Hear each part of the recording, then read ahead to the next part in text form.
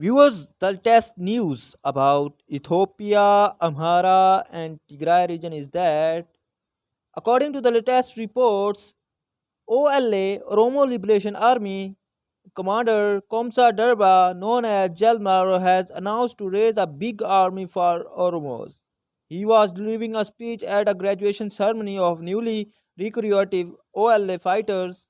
He mentioned Java and Buckley Gareba. To interestingly, what did he say about two politicians, two top opposition politicians of Oromo, of Federalist Congress? OLA, Oromo Liberation Army, is led by Komsa Deraba Chalparo, popularly known as OLA, held first round of talks with the Ethiopian government representative in Zanzibar, Tanzania, more than 2 weeks ago.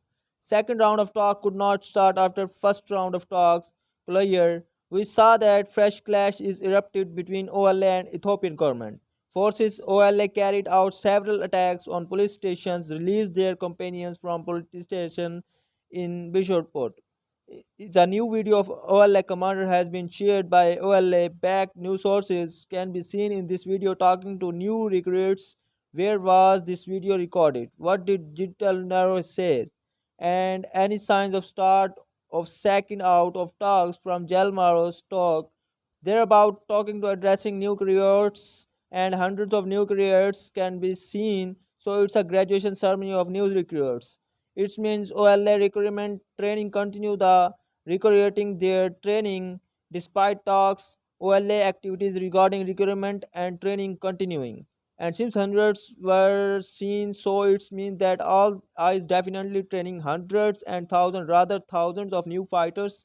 Say about peace talks, about rising a big army, about firstly, he said, our doors are open for dialogue. That is what all armed groups say. They keep on fighting, they keep on violating ceasefires, they keep on violating human rights and government forces.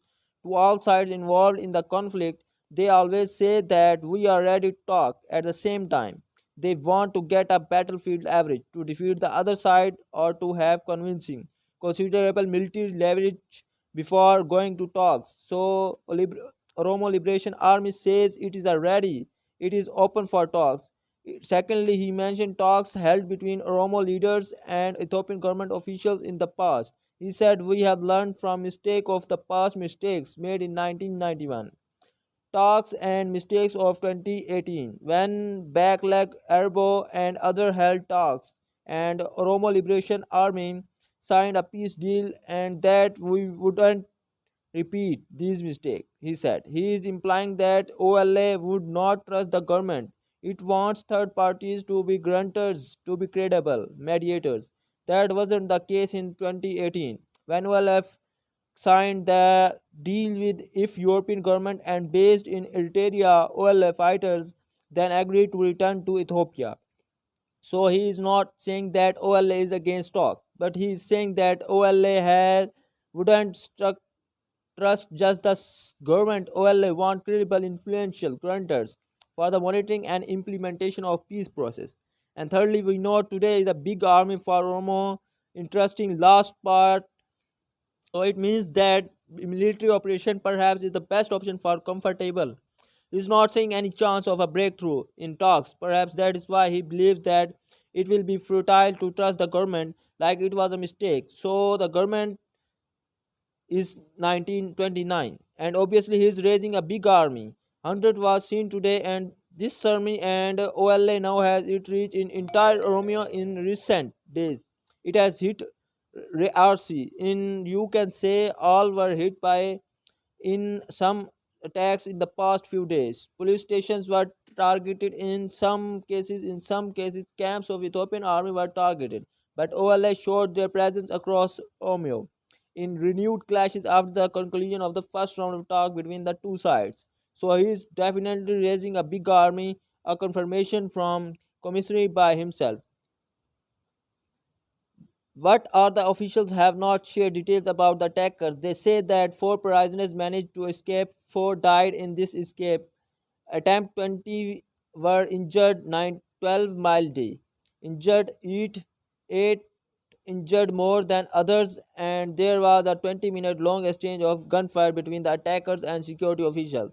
The attacker threw a hand grenade. A question is who were the attackers or armed groups, criminals group in Amhara region? So powerful that they can attack police stations, they can release prisoners because I have not seen many attacks by criminal gangs in Ethiopia to release their associates, their companions. We are mostly seen attacks by OLA.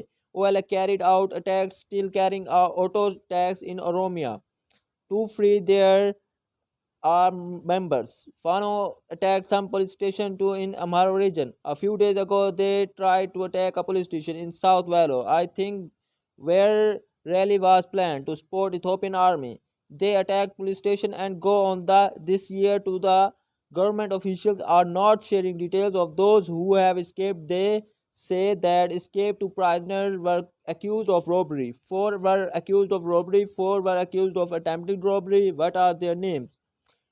Where they Fano fighters, supporters of Fano, I think what are the officials should share details of those who have been killed in this escape event and those were escaped and then attackers can be identified that the attacker were criminal elements or elements. Let's see, but you say that attacks on police station in Amara region, fighting between Fino fighters and Ethiopian army. Furthermore, the other news is that since yesterday a picture is being shared showing illegality a damaged monastery of SEO Orthodox Church, it is being claimed that monastery was bombarded by Ethiopian security forces and that in the operation against Fano fighters, security forces are targeting monasteries. I think yesterday I shared picture of some Ethiopian soldiers who were being shown as presidents of war captured by Fano fighters, but the picture, as I said, it is not related to the ongoing security operation against Fano in Amhara region.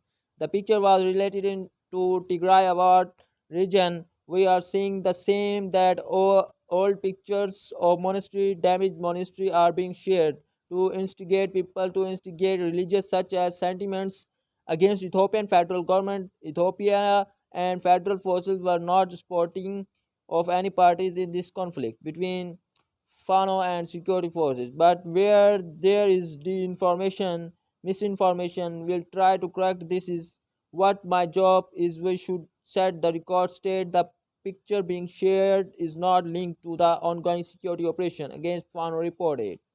So viewers, that's all from my side. Thanks for watching.